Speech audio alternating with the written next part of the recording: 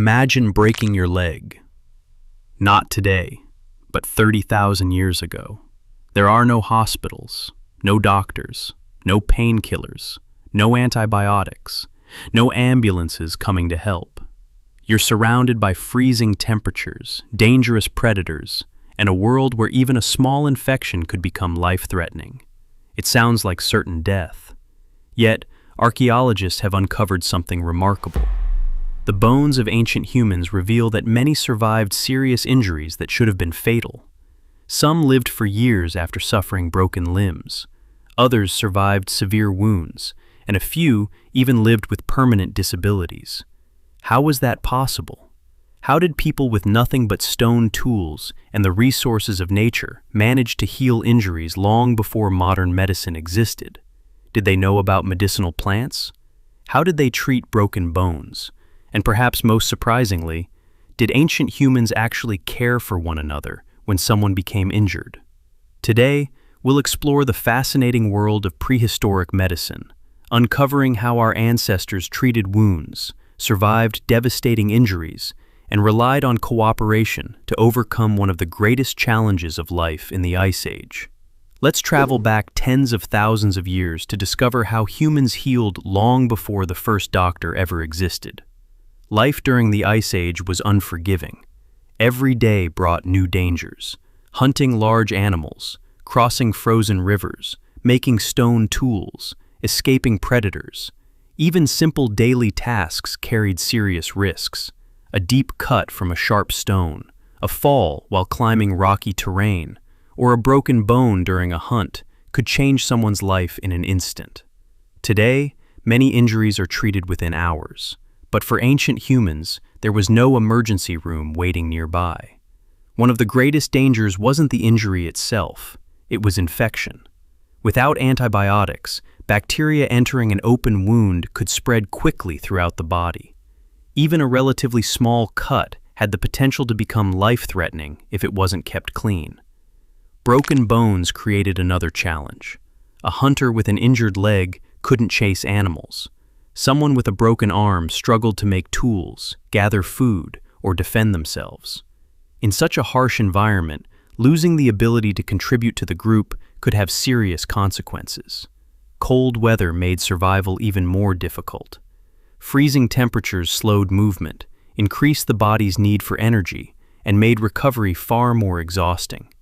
Injured people were also more vulnerable to predators, who naturally targeted weaker prey. By all logic, serious injuries should have meant almost certain death. Yet, archaeological discoveries tell a very different story. Scientists have uncovered skeletons showing completely healed fractures, badly damaged joints that recovered over time, and individuals who lived for many years despite severe physical disabilities. These discoveries reveal something extraordinary. Ancient humans weren't simply surviving because they were tough. They were surviving because they had developed effective ways to care for one another, and those methods may have been far more advanced than we once believed. So, if someone was injured, what could they actually do? While prehistoric humans had no formal medicine, they weren't completely helpless. Over thousands of years, they learned through observation and experience which natural resources could help them survive. The first priority was likely stopping the bleeding. Pressure was probably applied directly to the wound using animal hides, moss, or other available plant materials.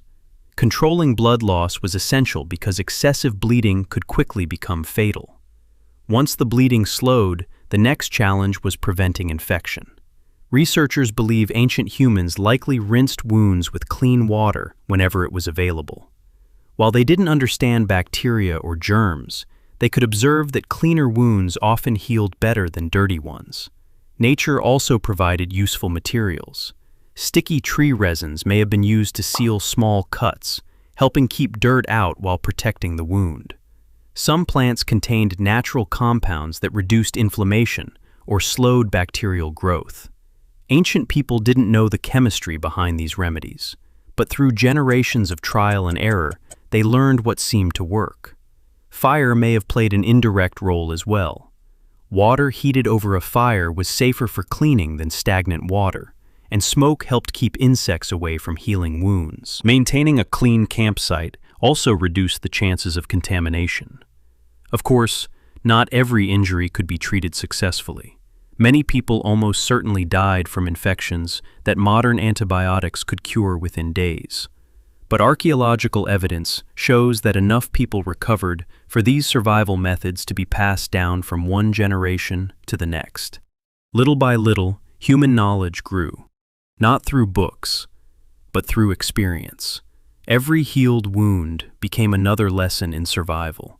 A deep cut was dangerous, but a broken bone presented an entirely different challenge. Imagine breaking your leg during a mammoth hunt. You couldn't walk. You couldn't hunt. You couldn't gather food. In the middle of the Ice Age, that could have meant the end. Yet, scientists have discovered prehistoric skeletons with broken arms, legs, ribs, and even hips that healed completely. This tells us something remarkable. These individuals didn't survive on their own. Someone helped them. Ancient humans likely understood one simple but important idea. A broken bone heals best when it doesn't move too much. Straight branches, pieces of wood, or strong sticks could have been placed alongside an injured limb and secured using strips of leather, animal sinew, or plant fibers. These simple splints helped keep the bone stable while the body slowly repaired itself. Healing wasn't quick. It often took weeks or even months. During that time, injured people depended almost entirely on their community. Others hunted for food, collected water, maintained shelters, and protected those who could no longer protect themselves. One famous archaeological example comes from individuals who lived for years, despite severe disabilities that would have made independent survival nearly impossible. Their bones show clear signs of long-term healing, providing powerful evidence that prehistoric communities cared for injured members instead of abandoning them. This may have been one of humanity's greatest advantages. While many predators relied on speed or strength, humans relied on cooperation. Looking after an injured hunter wasn't simply an act of kindness. It was an investment. Once healed, that person could hunt again, gather resources, teach younger members of the group, and contribute to the community's survival. In the harsh world of the Ice Age, compassion wasn't a weakness. It may have been one of the reasons our species endured. Treating an injury was one challenge. Living with the pain was another. Without modern medicine, even a simple broken bone or deep cut could cause intense pain for weeks. So how did ancient humans cope? The honest answer is that we don't know every method they used. Because prehistoric people left no written records, much of what we know comes from archaeological discoveries and comparisons with traditional societies that have used natural remedies for centuries. One thing is certain: rest was one of the most powerful treatments available. An injured person who avoided unnecessary movement gave their body the best chance to heal. While that may sound obvious today, it was a difficult choice in a world where every member of the group played an important role in finding food and surviving. Nature may also have provided some relief. Certain plants contain natural compounds that can reduce pain or inflammation, and it's possible that ancient humans learned through observation which plants were helpful and which were harmful. This knowledge would have been passed from one generation to the next, becoming an important part of survival. Cold temperatures may have helped as well. Ice or snow could reduce swelling around an injured area, much like modern cold therapy. Ancient people didn't understand the science behind it, but they may have noticed that cooling an injury sometimes eased pain.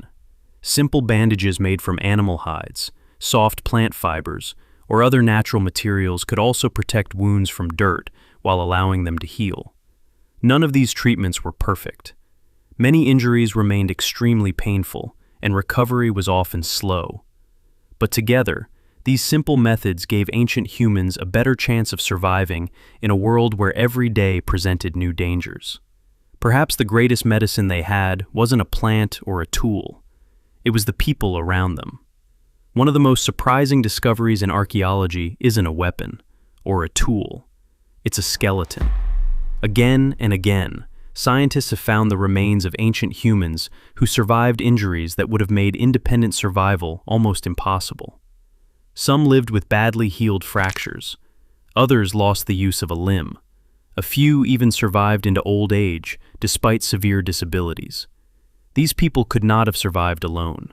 Someone fed them, protected them, helped them move, and waited for them to recover. This tells us something extraordinary about prehistoric humans. They weren't simply groups of individuals fighting for themselves. They were communities. Looking after an injured member wasn't just an act of compassion. It benefited the entire group. An experienced hunter who recovered could teach younger generations how to track animals. A skilled toolmaker could continue crafting weapons. An elder with years of knowledge could pass on valuable lessons about survival, seasons, and dangerous landscapes. Knowledge became one of humanity's greatest resources, and unlike food or firewood, knowledge could only survive if the people carrying it survived too.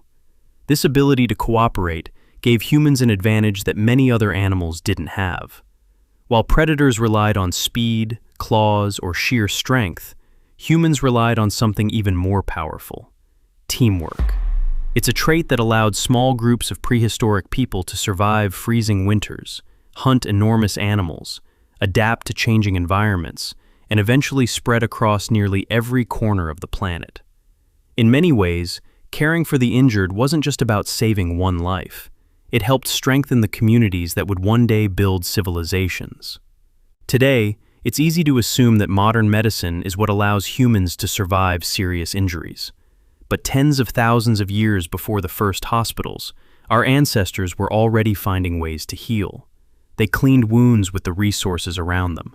They stabilized broken bones as best they could. They learned from generations of experience. And perhaps most importantly, they looked after one another. Archaeological discoveries continue to reveal skeletons of people who lived for years after severe injuries. People who almost certainly depended on others for food, protection, and care while they recovered. Those discoveries challenge an old stereotype. Ancient humans weren't simply brutal survivors struggling alone against nature. They were intelligent, resourceful, and deeply cooperative. They understood that protecting one another made the entire group stronger. That simple idea may have been one of the greatest advantages our species ever developed. Long before cities, science, or written language, humans had already learned that survival wasn't just about strength. It was about knowledge, adaptation, and working together. The next time you visit a hospital or put a bandage on a small cut, it's worth remembering that the story of medicine didn't begin a few hundred years ago. Its roots stretch back tens of thousands of years, to small groups of ancient humans who did everything they could to keep each other alive in one of the harshest environments our species has ever faced. Their tools were simple, their knowledge was limited, but their determination to survive, and to help one another survive, laid the foundation for everything that came after. If you enjoyed this journey into the lives of ancient humans, don't forget to like the video and subscribe for more fascinating stories about prehistory, archaeology, and human evolution. Thanks for watching.